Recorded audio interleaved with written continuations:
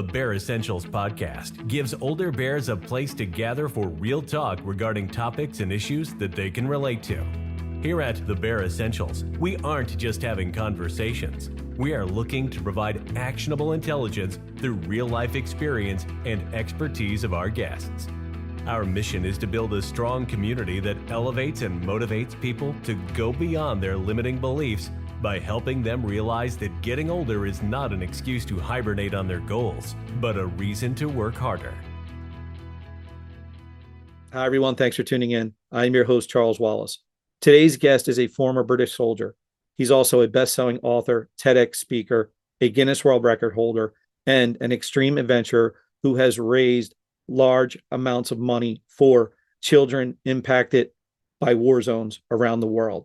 Currently, he is a TV personality and one of the stars on the British TV show Hunted.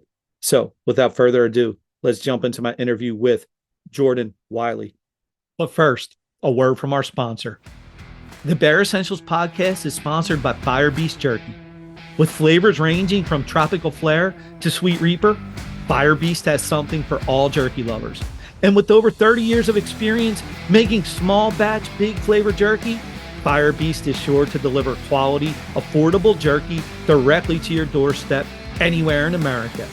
So head on over to firebeastjerky.com and be sure to use code BEAR10 at checkout and receive 10% off your order from Fire Beast, the heat that is sweet. Hey, Jordan, thanks for joining me today. How are you doing? Oh, great. I'm good, Charles. Thank you for inviting me on the podcast. It's great to be here. Thank you. Yeah, Jordan, I really appreciate it. So, I just recently discovered some of the things that you've been doing, and I have to admit I was amazed. And I said, holy hell, I would really love to have Jordan on the podcast because I think the audience would really appreciate some of the things that you've accomplished. So could you tell the audience a little bit about yourself? Yeah, with pleasure. I'm an ordinary guy, really. You know, I'm a normal guy who I sort of grew up. I didn't do too well at school, if the truth be told. I had my own challenges. I was, I guess, a bit of a naughty teenager would be the simplest way to put it. I didn't do too well at school. I sort of left with no real qualifications and sort of learnt the hard way at about 16 years old when all my friends were going off to sort of college and university. I had no sort of prospects at that point. And fortunately, the British military give me the opportunity. We're a bit different, I think, perhaps than the US, where we can actually join straight from school at 16 years old. And we're recruited into the armed forces there. So I joined the British Army, and I spent the next 10 years there and got to travel the world to some great places and obviously some not so nice places. But I guess for me, the biggest thing about being a soldier and I guess what I take from that experience and journey, having left now 12, 13 years ago, I think was the values that was sort of installed in me and the values that I was taught, things like courage, respect, integrity, loyalty, discipline, selfless commitment, you know, those sort of really important values and I guess character traits that help you sort of navigate, you know, through life. I think that's the really important thing, and they're the same things that I try to share with young people today, because I think it's values are something that can differentiate you from the rest of society if you can really harness them and live by them, and they're really important. I should say as well, I did go back to school as an adult. When I was in the Army, I went back and did a bachelor's and master's degree. So I went back and got my qualifications. So, you know, work hard in school, kids, because it is important. Otherwise, you have to go and do it as an adult. And it's not much fun when you do it as an adult because you got to pay for it as well. But yeah, it's last 10 years I've been doing extreme adventures, writing books and bits and pieces. And yeah, I'm not one of these sort of adrenaline junkies. I'm just somebody who loves the spirit of adventure, going to new places, meeting new people, you know, trying new foods, immersing myself in different cultures and just learning about the world. You know, it's an incredible place full of really amazing people. And I just love trying to absorb as much as that as possible, really. Well, Jordan, I just want to say I I love the introduction, and I had to knowing what I know and some of the things I've seen that you've done and accomplished.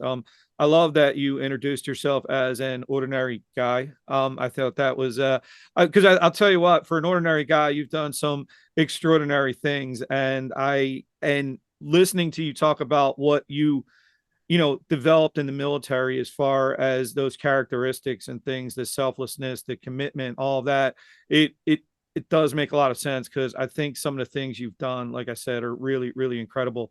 So Jordan, as far as the military goes, would you say your adventurous spirit, was that something you had from a young age, or do you think that it was the military, that somewhat being in the military, that kind of instilled that more in you?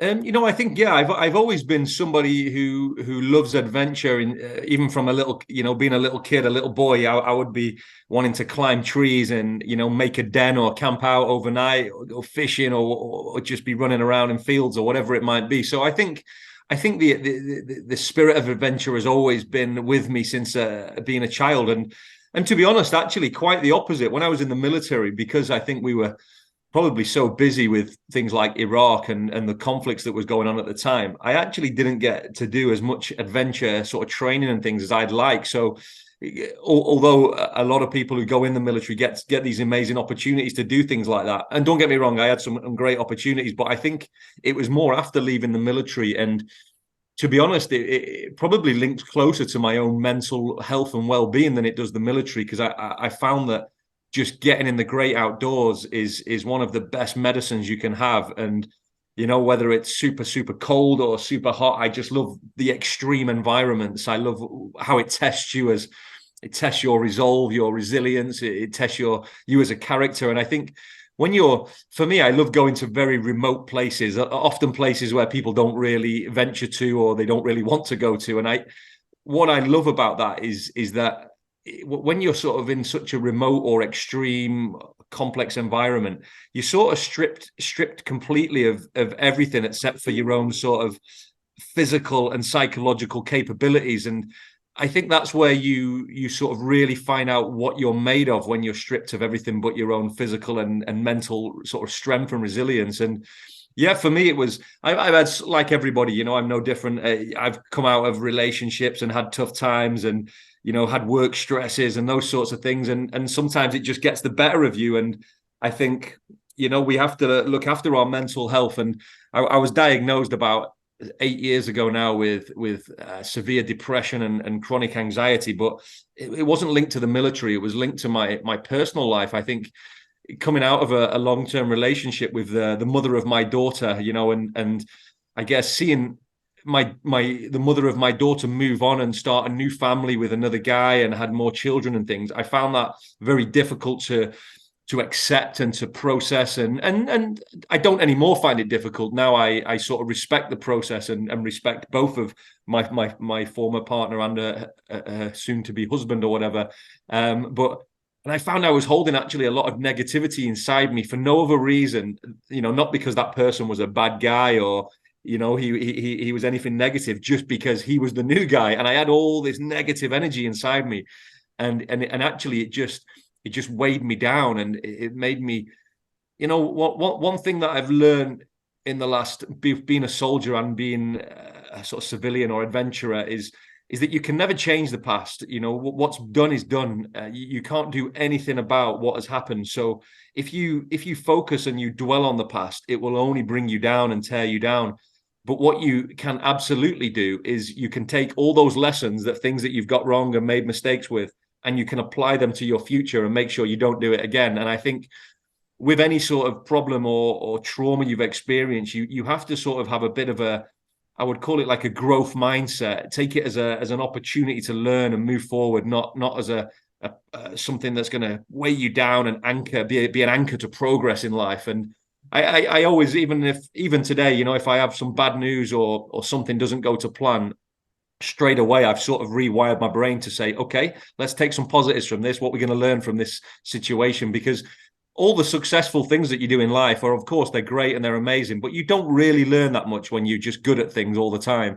And it's only when you start making mistakes, and unfortunately, the bigger the mistake, the bigger the lesson that you have to take from it. And that's the way the world works, whether we like it or not. And Jordan, thank you for that.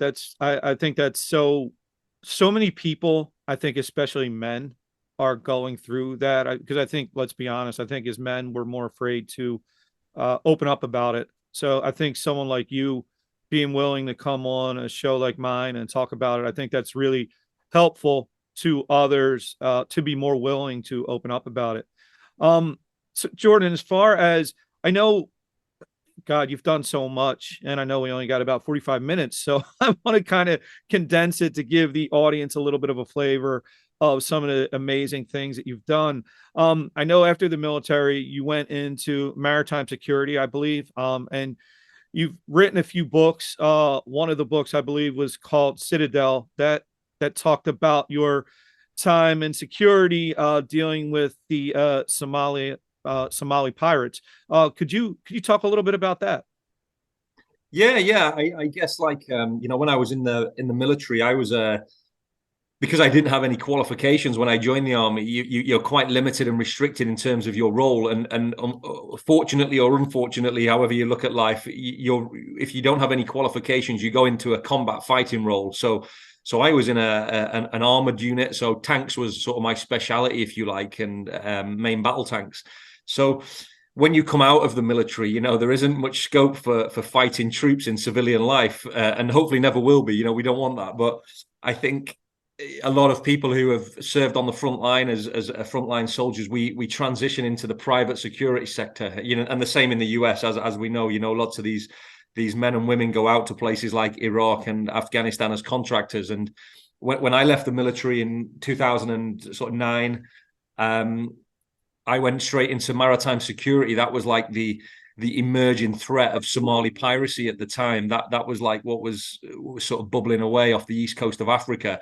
And I was given up an opportunity to go and work on these sort of oil tankers and cargo ships to protect them as an armed security guard. And I just sort of moved my way up through the ranks from a sort of team member to team leader to operations director. And it was a great adventure. I always see these things as amazing adventures because I got to travel the world. I was spending a lot of time around the Indian Ocean, and even though the Somali piracy aspect can be quite dangerous and tough, I was spending a lot of time in some quite glamorous places like Dubai and the Seychelles and Mauritius, because that's the Indian Ocean. So it wasn't as perhaps challenging or tough as it might seem from the outside. We didn't have a difficult job, really, and of course we were well armed, we were well trained.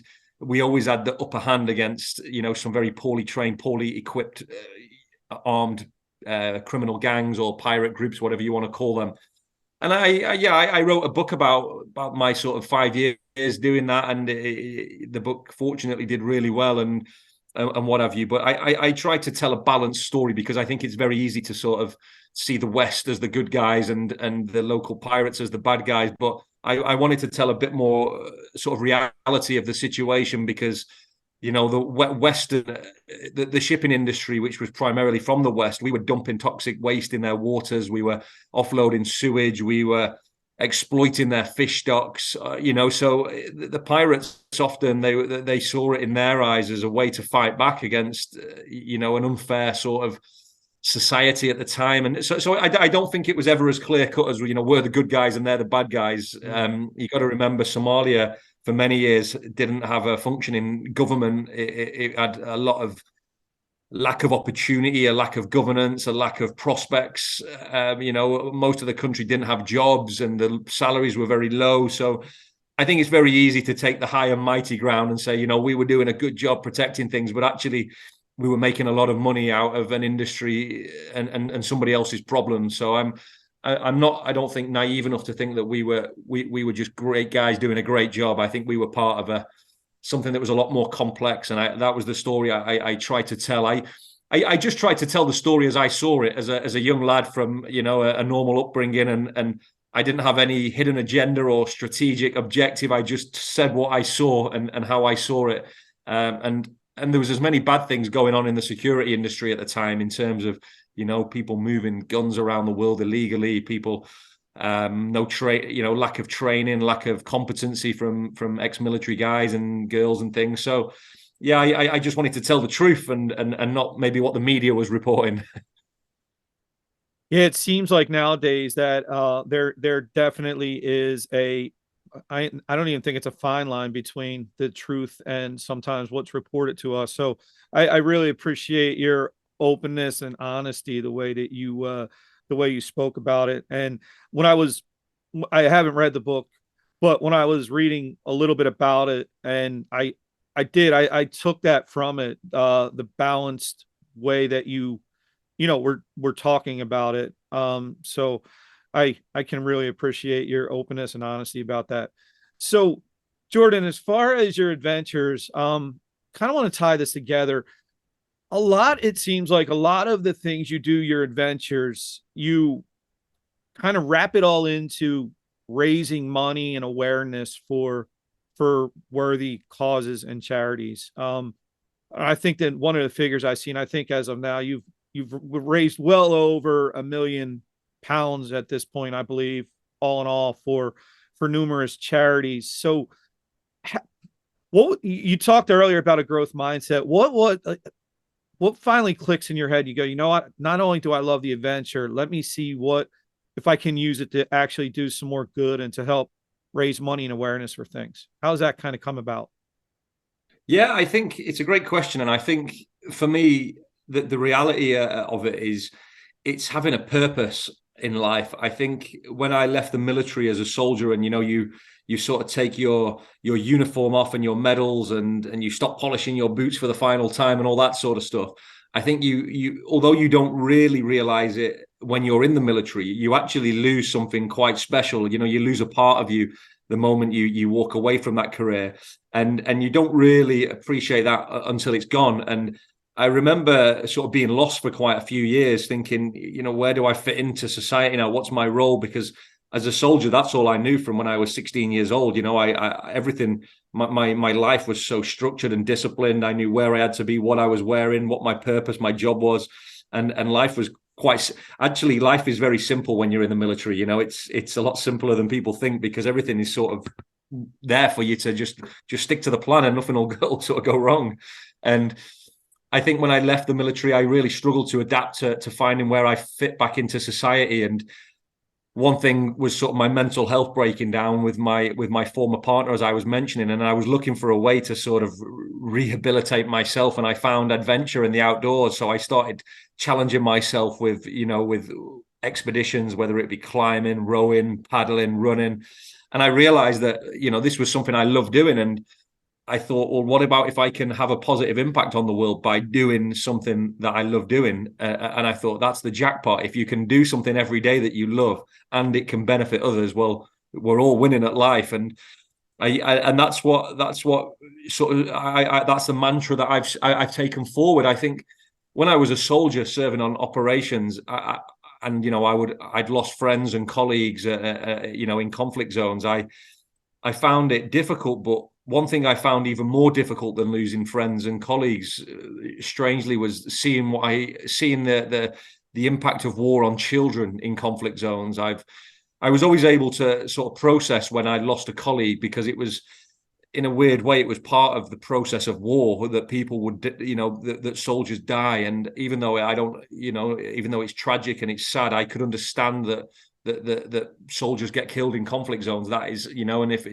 if your time is up, your time's up, so to speak, which is, of course, horrific. But what I could never really process, and still today struggle to process, is when I see children being maimed and blown up and killed and things. And that's something that really stays with me and keeps me awake at night these days. And so what I sort of pledged to myself was that I would love to go back to some of these places and try and have a positive impact on the children's lives. So primarily, a lot of the causes that I help are for children in very complex countries and, post-conflict zones like Afghanistan, Iraq, Somalia, Libya, Syria. So Ukraine, we just returned from the Ukraine recently. So me and a group of other people who are all volunteers, we just try and give a little bit back to children in conflict zones, because one of the few things that inspires hope for a better future I've learned in life is education. And when you go to these conflict zones, children just want to learn. They want to play and learn. You know, they're not interested in the politics. They don't want to fight. They don't want to get involved in that. They just want to learn and live in peace. And it's a great tragedy when you see these kids with no families, no homes, and they're living in refugee camps, and you know they have no real life, or they're just existing. And it's like, I always feel it's like the world's forgot about them and they've just dropped off the face of the earth, and they're just in some faraway country that no one's really heard of, and they're just sat in the desert or whatever. And I don't know, I made it my mission to try and go and help a few of these kids. And of course, I'm never going to change the world, but what I've learned is you can change the world for a couple of people out there if you really want to. And I think if you can, you should. Yeah, man, I just, as you were talking about that, last night I was doing some, research, getting ready for this, and just seeing some of the pictures and some of the children. I mean, even, just it tears at your heart. And it's like you said, Jordan, these children didn't ask for any of this. And it's amazing that someone like you is out there looking to help them. You mentioned about going back to some of these places. Obviously, like I said, you've done a lot of adventures, but I think that kind of leads in a good segue into this. One of I'll call your ventures, and one of the things you've done, the book you've written, another book, Running for Your Life. You've went back to a lot of places that you served, and you were running, basically running, doing things there to raise money. Can you talk a little about that? Yeah, so I wanted to go back to places that I'd sort of worked or served in. And I went back to, I set up a project about probably 5-6 years ago now called Running Dangerously. And the idea was to do running adventures in dangerous countries, or perceived to be dangerous countries, I should say. So I went back to, at the time, which were considered 3 of the most dangerous countries in the world, which was Iraq, Afghanistan, and Somalia. And yeah, I was sort of running long distance endurance races and runs. Things like the Marathon of Afghanistan. It's one of my favorite adventures, actually. To run in the Marathon of Afghanistan was amazing, because I think, one, it's, as you can imagine, it's not one that a lot of people are queuing up to get in. You don't see many people in the Marathon of Afghanistan. So I think to go there and do that and see Afghanistan from a different side, which wasn't security or guns and bullets and war, was incredible. It was, the hospitality of the Afghan people was on another level. I saw more acts of kindness, of love, of humanity in that adventure than I've ever seen. The Afghan people are very special people, and contrary to popular belief, it's like the UK or the US. It's only a small percentage of people that are the bad guys, and it's no different in places like Afghanistan and Iraq. Generally, most of the people in these countries are incredibly loving and warm people who just want the same as everybody else, peace and love and that sort of stuff. And I really wanted to, when I wrote the book and we sort of filmed a documentary as well, I wanted to show people that I wanted to challenge the perception of Western media because you know yourself, you flick on a news channel about Afghanistan and it will only ever be negative things. It'll be war and guns and bullets and Taliban, and I wanted to show a side of Afghanistan that wasn't that. And that's most of Afghanistan. I went there. I did a marathon in a place called Bandi Amir, which is in central Afghanistan, because I wanted to get right into the heart of Afghanistan. And it was probably the most beautiful country, probably up there in my top 3 most beautiful locations that I've ever visited. Up there with the likes of Antarctica or the Arctic Circle. Or it was just majestic. The landscape, the people was on another level, and I wanted to tell those stories, because that's the stories that people should also hear alongside all these negative things. And so yeah, it was really important for me to tell the story of what I would call the real Afghan people, not just the Taliban or the bad guys. And the same in Iraq and Somalia, Somaliland. All these places were filled with lots of positive things. It was never, in fact, my 3 experiences in those countries were predominantly positive. So I have no complaints or nothing bad to say about the people I met and experienced. Man, I gotta tell you, Jordan, you just one of the things talking to you, you're you're definitely like this light. You're always looking to shine about the positives on some places that are definitely perceived in a different way, I'll say. So kudos to you for that.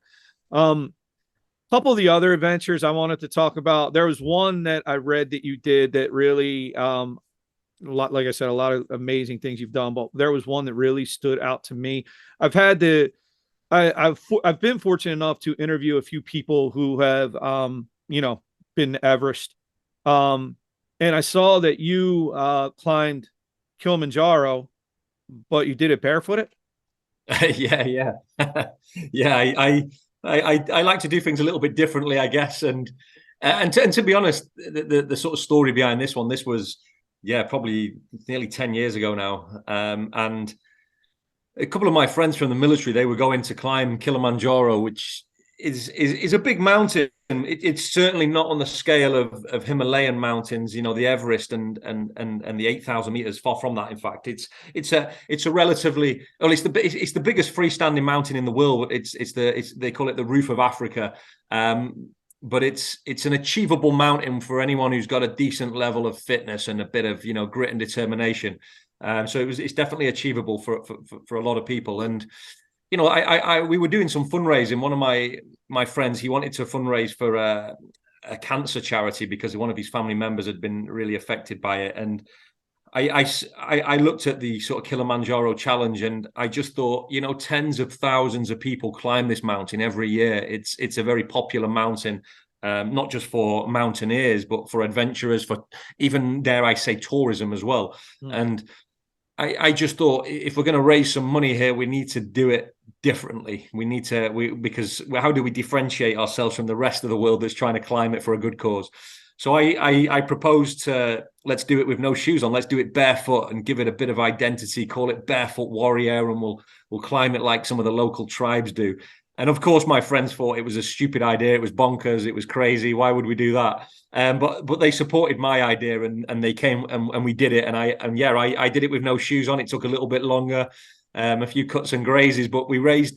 It was interesting because I raised like nearly £70,000, which is, I don't know, about $100,000. And for me, it was my first real sort of insight into, like, you don't have to be the fittest or the fastest to raise a lot of money, but you got to do things a bit differently. You got to be like innovative and creative and sort of capture the imagination of the public, because that was the only thing different that I did from the other, I don't know, 20,000 people that went up the mountain in that year was just take my shoes off. It was quite simple, but it captured the hearts and minds of people. And that's when I realized, when I think about things like the Afghanistan marathon, people go, oh, that's crazy. You go into a war zone and you're running a marathon, but actually all I'm doing is running a marathon in a country that I've been to many times. It's when you jazz it up and you give it a sexy name and a logo and a website, and and you put an AK-47 on your website or something like this, and all of a sudden it's like, this guy's crazy. But it's not. It's everything that I'm not an adrenaline junkie. I risk assess everything, and if it's too dangerous, I certainly wouldn't put. I'm a dad to a 13-year-old daughter. I wouldn't put my own life on the line to go and just raise some money and do an adventure. I value my life a lot more than that. So it's never about ego or adrenaline. It's about purpose, really, more than anything. So I have to ask you, Jordan, as far as the adventures you have done, things you've done in your life, two parts to this question. What would you consider the hardest thing you've ever had to do as far as your adventures? And the hardest thing you ever done, would that also be the same thing that you maybe wouldn't do again? Good question. I think there's two sides to it in terms of, there's the hardest physically and there's the hardest mentally. I think mentally the hardest thing that I ever did was I was attempting 3 years ago. I attempted to be the first person to stand up paddleboard around Great Britain, and I lasted for 5 months. And unfortunately, we were, as you know, we went into a global pandemic and lockdown, and the British government, in fact, the Scottish government, they sent me home, which was psychologically sort of quite brutal after you'd just paddled for 149 days and you'd completed 3 sides. I'd done sort of the bottom, the left, and the top of the UK, so I still had the right hand side to go. And then to be sent home after paddling for so long was quite traumatic mentally. And also getting up every day in a cold, damp wetsuit at like 3 o'clock in the morning, and just because that was when my weather window was for the tide, and trying to paddle in complete darkness in sub-zero temperatures, that was mentally torturous. So I think mentally, but at the same time, it wasn't physically the most demanding. I think physically, I did a marathon in a mine, an underground mine, a few years ago. And we had to wear all the sort of miners' gear, like have the mask on us and the boots and all the stuff. And it was a Guinness World Record and it still stands actually. It's the deepest underground marathon. It was 1,000 meters below the sea. And I think just the levels of cramp that I was getting in the muscles and the humidity in the mine, it was, and the fact that I wasn't, because I'd been on a paddleboard for like 3 months before it. I had not trained for a marathon, and the worst training you could do for a marathon is literally stand still on a paddleboard, I guess. So it was one of the physically most toughest things that I'd done, even though on paper it was just a marathon in a mine. But because I'd not trained or prepared for it, it was incredibly difficult. But I think psychologically, trying to paddleboard around Britain in the middle of a pandemic was really tough. But most importantly, from that challenge, actually, we raised enough money to build a school on the Horn of Africa in Djibouti. Which is really interesting place, Djibouti, for Americans, actually, because it's not a place that a lot of people have heard of, but it actually has. Djibouti is a tiny little country, and I have a lot of American friends there, bizarrely, because although not a lot of people in the UK or the US have heard of Djibouti, it actually is home to the largest US military base in Africa. So it's right on the Horn of Africa next to Somalia. And they have Camp Lemonnier there, which is a lot of friends that I've met from the US military who I've dived with and sort of done water sports and adventures out on the Horn of Africa with. They're based there. So yeah, a bit of knowledge there for the Horn of Africa. Well, that is interesting. So as far as upcoming, do you have anything in the works that you're planning on doing, or anything that's in the immediate future? Yeah, so in 3 weeks' time, I'll be heading to the North Pole, the top of the world. 90 degrees north. So I've never been there, so it'll be a bit of a dream for me to stand on top of the world, so to speak. So this is actually the culmination of what we call in the adventure world a marathon runners grand slam, which is 7 marathons on 7 continents plus the North Pole. So that will be that hopefully I will finish the North Pole Marathon at the start of April and become part of that little club there. And then I'm back to Africa later in the year to visit the school we built and take some people whale shark diving. So yeah, lots of weird and wacky adventures for the year ahead, which is exciting. So yeah, I'm just trying to have fun and live a fulfilling life. I don't make a lot of money. I live a very simplistic, humble life, but I have a great fun, doing my daily job. Man, Jordan, I'll tell you what, I feel like I was so excited to speak to you. And part of me though is the more I learned about you, I said, wow, this is someone I could speak to for hours. And I wouldn't do that to you. I wouldn't torture you. That might end up being the hardest thing you ever had to do, was speak to me for a few hours. But no, man, listen, I'm already sitting here thinking, I hope Jordan will agree to do a part 2 at some point later in the year, early next year. Yeah, no problem. Some of these additional adventures. Jordan, I want to end it like this. I know you spoke a little bit about the mental health. If you had to give a message today to anybody that's struggling, and maybe it's just not mental health in general, just they're struggling with maybe their weight, their depression, whatever it is, what would your message be to them to try to help them, get through it a little bit?